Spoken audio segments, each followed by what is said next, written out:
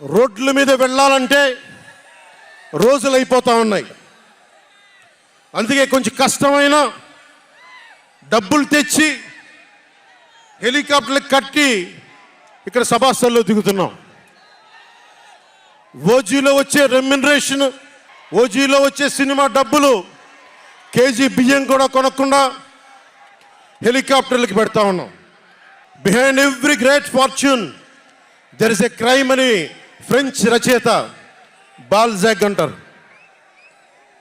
ఏ కష్టం చేయకుండా అర్ధాంతరం నడిమంత్రపు సిరి వచ్చినప్పుడు దాని వెనక ఒక నేరం ఉంటుంది. ఇది సూక్తి యొక్క సారాంశం. క్లాస్ వార్ అని చెప్పే జగన్ 5 కోట్ల మంది ప్రజల రాష్ట్రాన్ని 5 మందికి తాకట్టు పెట్టాడు. వైఎస్ జగన్ రెడ్డి, పెద్దిరెడ్డి రామచంద్రారెడ్డి, సజ్జల రామకృష్ణారెడ్డి, మిథున్ రెడ్డి, వైవి సుబ్బారెడ్డి, మిగతా అందరిని కలుపుకొని వీరు 5 మంది కోసం 5 కోట్ల మంది ప్రజలు ఈరోజు మనం తిప్పలు పడతా ఉన్నాం, కష్టాలు పడతా ఉన్నాం. ఉద్యోగాలు లేకుండా యువత రోడ్ల మీదకి వచ్చినారు ఈ రోజున. ఇది మారాలి. ఏదైనా మాట్లాడదామంటే గుండాలతో బెదిరింపులు, రౌడీలతో దాడులు. ఇదే చెప్తా ఉన్నాను జన సైనికులకు కూడా, మబ్బుల్లో పరిగెత్తే పిడుగులు లాంటి మన జన సైనికులకు చెప్తున్నా, వైసీపీ గుండాయిజాన్ని చూసి భయపడకండి. మనం ఉన్నాం. ఉద్దండుడైన రాజకీయ నేత శ్రీ నారా చంద్రబాబు నాయుడు గారు ఉన్నారు. మనం ఉన్నాం. ఈరోజు చెప్తా ఉన్నా, వచ్చే 45 రోజుల ఎన్నికల్లో వైసీపీ గూండాలకి, వైసీపీ క్రిమినల్స్కి ఈ జెండా సభ నుంచి హెచ్చరిస్తున్నాం.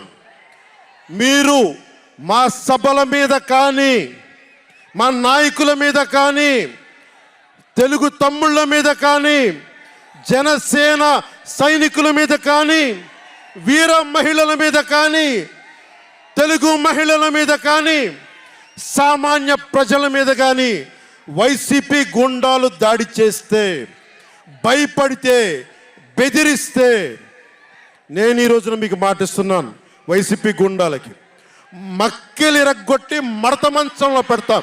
మర్చిపోకండి.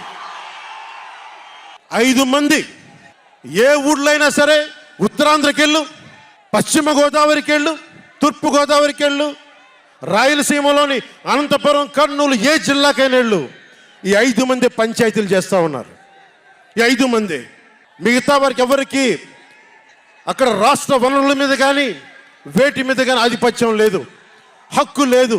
ప్రతి దానికి ఎవరు ఎంత కావాలి, ఎంత ఇవ్వాలి అనేది వీళ్ళు చెప్తారు. ఈ 5 మంది చెప్తారు.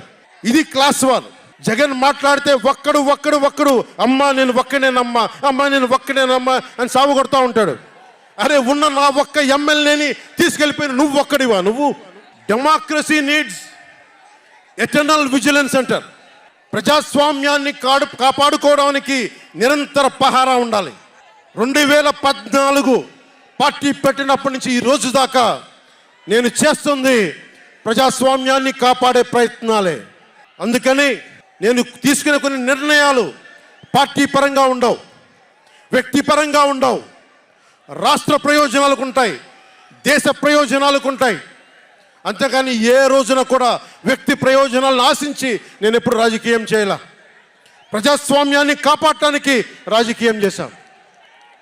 ప్రజాస్వామ్యాన్ని కాపాడటానికి పొత్తులు పెట్టుకున్నాం. డెమోక్రసీలో ఎప్పుడు కూడా ఒక డిసెంట్ ఉంటుంది, ఒక వ్యతిరేకత ఉంటుంది. కోఆపరేషన్ అండ్ కన్ఫ్రాంటేషన్, సహకారం, సంఘర్షణ 2 పక్క పక్కన ఉంటాయి. సంఘర్షించాల్సిన పరిస్థితులు ఉంటాయి, సహకారం ఇవ్వాల్సిన పరిస్థితులు ఉంటాయి.